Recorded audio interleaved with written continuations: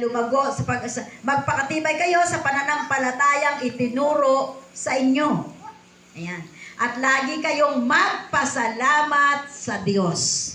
Ayan. Dahil doon po sa kasunod, dahil tinanggap nyo na si Kristo, ayan po ang dapat natin gawin, mamuhay. Ito po yung command sa atin, mamuhay tayo, magpakatatag, maging matibay at magpapasalamat. Yun po yung 3 points nating pag-uusapan ngayon. Ayan, sinulatan ni Paul ang church dito sa Colossus upang patatagin ang kanilang pananampalataya kay Jesus. Bakit kaya? Ayan, sino na po nakapagbasa ng aklat ng Colossus sa sulat po ni Apostol Pablo? Kasi daw, pinasok sila ng mga false teachers na nagdi-deny sa pagka-Diyos ni Jesus. Antindi po, tandaan po natin mga kapatid. May babala po sa atin, makita po natin yan sa Colossians, and then doon po sa 1st and 2nd Thessalonians, sa Timothy, marami pong babala na sa huling panahon, marami pong magtuturo ng maling aral. Even yung mga kakilala na natin na mahusay mangaral ng salita ng Diyos, madadaya sa bandang huli. Ayan po, kaya mag-ingat po tayo. Kaya po ano sabi? Be rooted. Dapat po, nagkakaugat tayo. Sabi nga natin nung nakaraan, napaka-bless po no yung isang punong matibay na nakatayo sa tabi ng batisan. Ito ay hindi natitinag. Siya ay matatag kasi po yung kanyang mga principal na root ay nakabaon, nakakapit doon sa bato, doon sa lupa, di ba? Napakatibay niya. Sa bato talaga, nakakita na ba kayo ng malaking puno na gano'n na kapit-kapit yung kanyang mga ugat sa mga bato na maraming bato doon sa tabing ilog. Kahit dumaan ang napakalakas na bagyo, grabe po, or hangin, nakita niyo yun doon sa yung matinding baha ng ang kalsada, hindi na po halos ilog ang bumaha ngayon. Mga kalsada na, grabe. Diba? May motor na anod, nakasaka yung matanda. Yung mga tao nagkaanod. Biyaya na Lord na nasagip naman sila, diba? Ang mga kalsada natin ngayon ang bumabaha na ng matindi doon sa relocation. Nakita nyo doon sa video. Ayan. Kaya napakatindi po. Kaya sabi doon, dapat be rooted.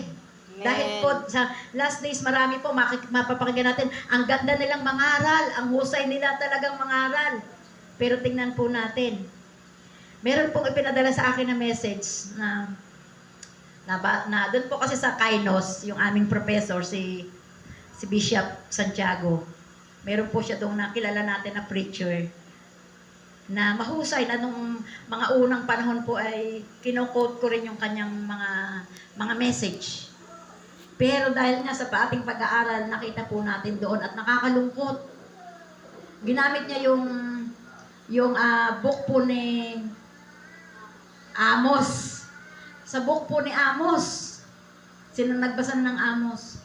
Ang sabi niya po doon, si Yahweh o ang Diyos Ama ay Diyos ng kadiliman. Hallelujah. Di po ba? Pero ang dami niya pong followers, ang dami pong naniniwala sa Kanya. Kaya po mag-ingat po tayo. Mag-ingat po tayo.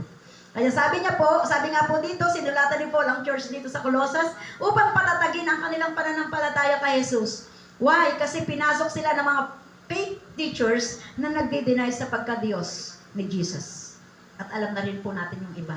Kaya sabi nga po, dapat mag-ingat tayo. Kaya pinaalalahanan niya ang mga Christians dito na huwag papadala o papahikayat sa mga tinuturo ng iba. Huwag magpaakit sa karoon ng kanyang pinoprovide ng mundo. Pinaalalahanan sila ni Paul to remain in orderly manner and maging stable yung faith nila kay Christ. At sa mga sumusunod na verses naman, makikita natin na wala na ibang kaalaman o katuruan na mas mahalaga o hahalaga pa kesa sa ginawa ni Jesus para sa atin. Wala nang iba pa. Wala nang pwedeng gumawa nun si Jesus Christ. Amen. Na. Kaya dapat po, iyon yung napakahalaga na lagi na nasa puso natin. Ano man yung sabihin natin, ano man ganda ng mga preacher na naririnig natin sa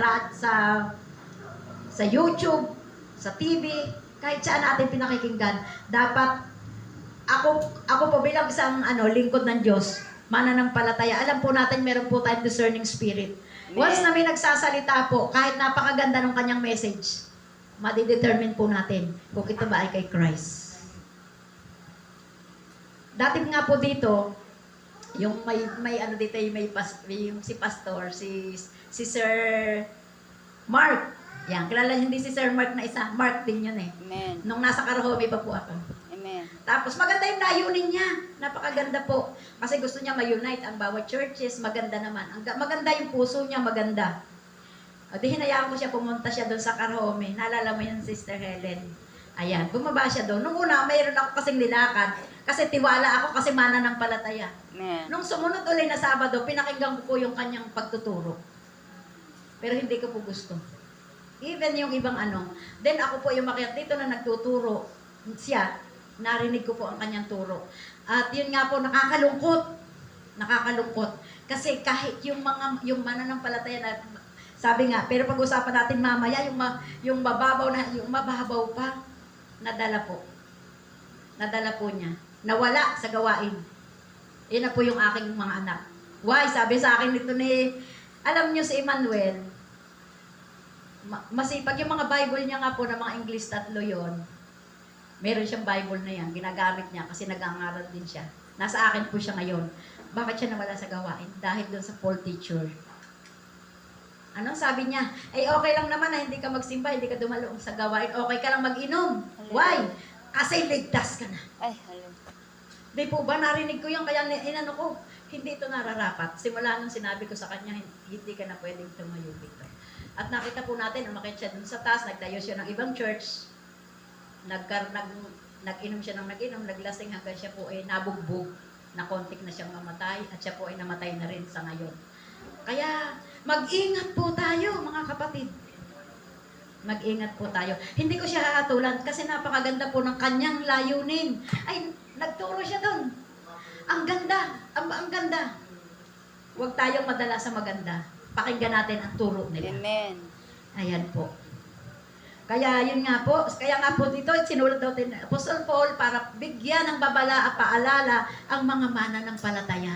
Dapat po binabasa natin ng Bible Yes, para alam po amen. natin ano ba itinuturo nila. Yes, amen. Di binibigyan din ba nila na dapat ang pundasyon natin ay si Kristo? Si Kristo lang yung namatay para sa atin. Amen. Si Kristo lang ang may Yes, siya lang ang amen. tagapagligtas natin at wala nang Amen. iba. Hallelujah. Di ba po? Kaya sabi nga po doon, dapat po makita po natin. Amen. Nakakatakot. Ngayon ang hirap po nang pabalikin yung aking mga anak. Di po ba napakatindi. Ayan, ngayon dito po sa binasa natin, sabi po ni Paul, dahil tinanggap na natin si Jesus bilang Panginoon ng buhay natin, we must walk in Him. Lumakad po tayo na kasama niya.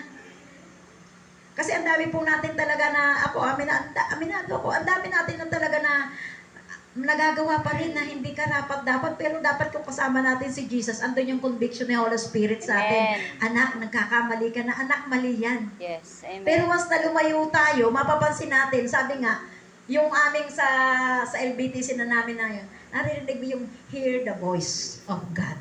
Naririnig mo ba ba yan? Dito na ako pala lumalakad eh. Sinasaway ka na ni Lord, hindi ka akala mo. Kaya kailangan ma-determine natin, ito ba ay voice of God o kaninong voice ba ito? Ayan. Diba? Ibig sabihin nito, dahil tinanggap na natin si Jesus bilang Panginoon, dapat tayo ay lumakad sa buhay na ito ng may pagsunod sa Kanya at may pamumuhay Amen. na kagaya niya. Yes, Ayan, amen. diba?